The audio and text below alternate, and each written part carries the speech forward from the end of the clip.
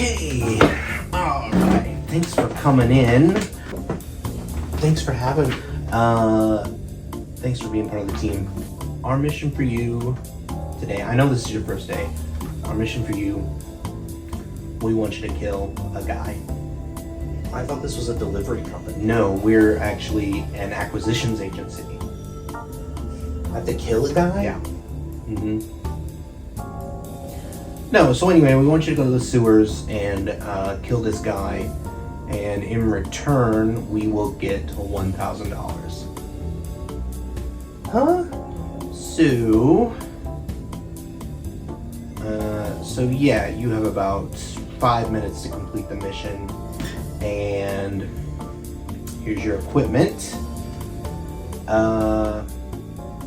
So yeah, good luck out there. If you need anything, tough luck. We don't have any communication set up, but we are working on it. And, hope you come back. I don't think I'm right for this.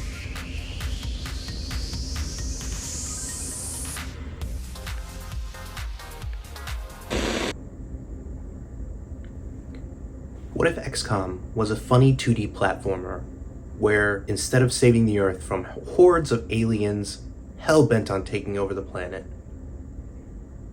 you were trying to recover a stolen hat?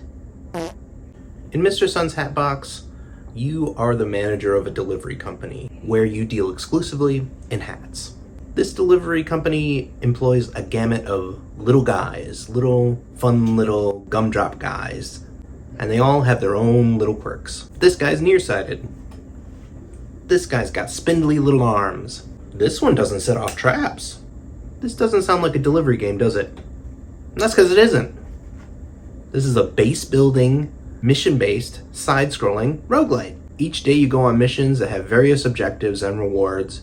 You equip your little dude with a hat and a weapon, and you control that employee on a 2D side-scrolling mission where you're jumping on dudes' heads, stealing hats, and snapping necks. So what do I like about this game? I actually like this game a lot. Mr. Sun's Hatbox really nails what I like about roguelites, or roguelikes. What makes roguelikes fun is two things. The first thing is it's got to have a good base, a good foundation, basically the basic game that you are playing in order to achieve whatever missions or whatever. The rest is just sort of like modules that kind of slot in and play with the actual system of the game, which is the base. And the base of this game, it's a fairly straightforward 2D platformer. And in a good roguelite, the base game allows you to practice, and over time, you will get better at the base game. The progression in roguelites can be twofold, where it's like items and whatever else, but one of the best things is the feeling of getting better at the game, gaining experience points, but they're not actually points. They're just knowledge, and it's in your head now, and you feel good about it. The second thing about roguelites that I love is the items. Usually, items will be unlocked over time, or just introduced gradually. And in the case of Mr. Sun's Hatbox. And in the case of Mr. Sun's Hatbox, yeah, these items are really fun. They're cool, they're quirky. With the hats, there's tons of things that go on your head in this game, from banana peels to parachutes to hard hats to frogs and snakes and guns. The weapons are just as quirky and weird. They range from a bar of soap to a ping pong paddle to just a half a dozen eggs. The most basic weapons are just guns, which are really effective but only have a limited amount of ammo. You can also take your hat off. You can also throw your weapon. The fun thing about this game is that the items and the weapons and hats will continue to be active even if you're not wearing them, even if you're not using the weapon. For example, it was my first time encountering the frog hat.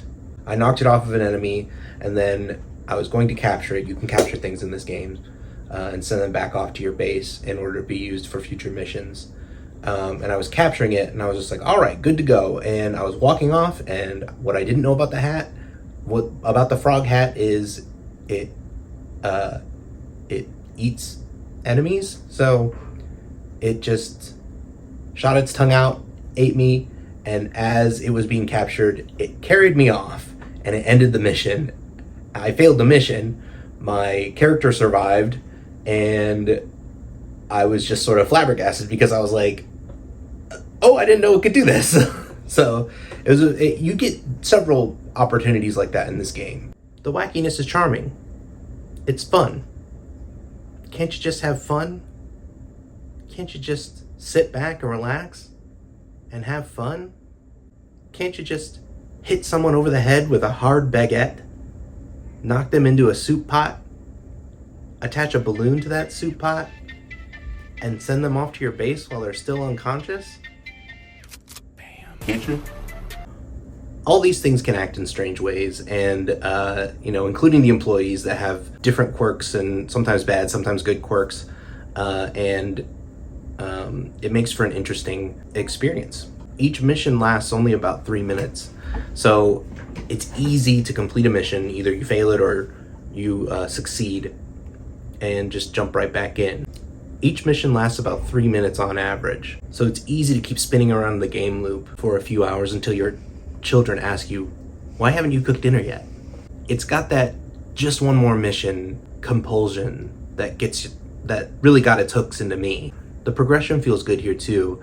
You come back from missions with money, resources, hats, weapons, and you use these things to upgrade your rooms, you upgrade your employees, you can buy things from a black market, you can sell things with another room that allows you to do that. There's all sorts of things that unlock as you progress, and that's a good thing. However,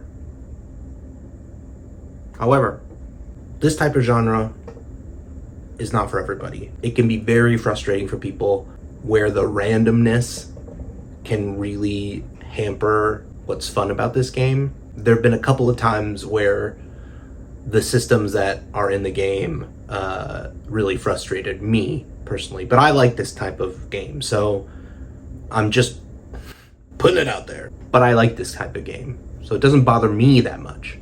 You need to know if you like that type of thing.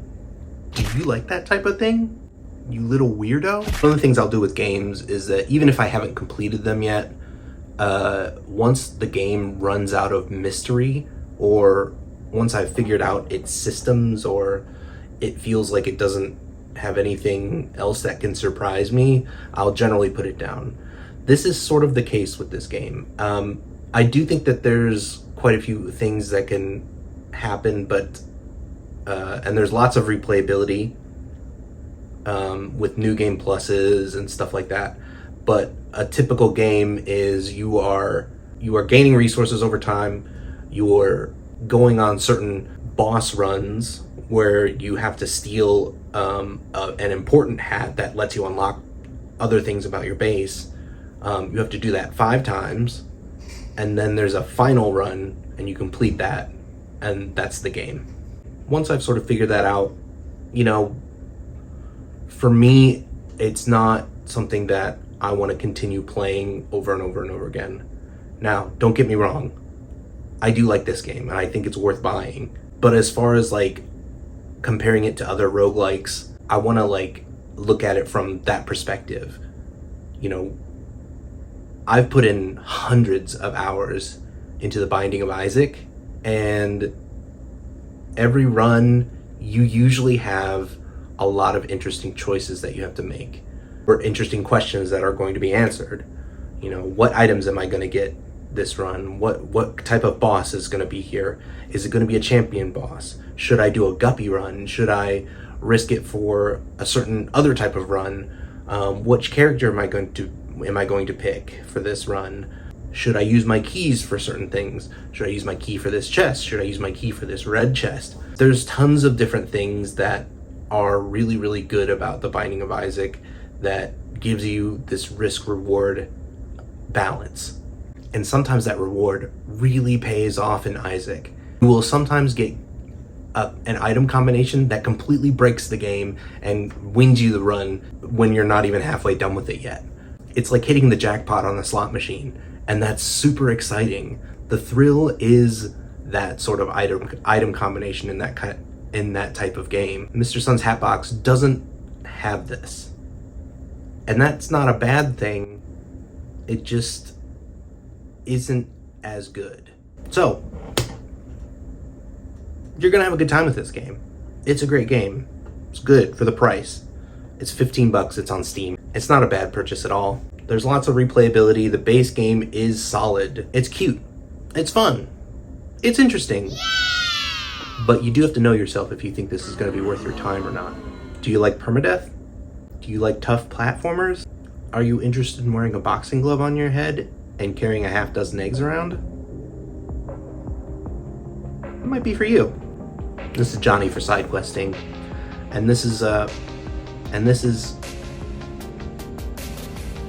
another thing about this game. I keep wanting to call it Mr. Hat's Sunbox. It's Mr. Sun's Hatbox. Game made by Kenny Sun. You can get it for $15 on Steam. It's good. I like it.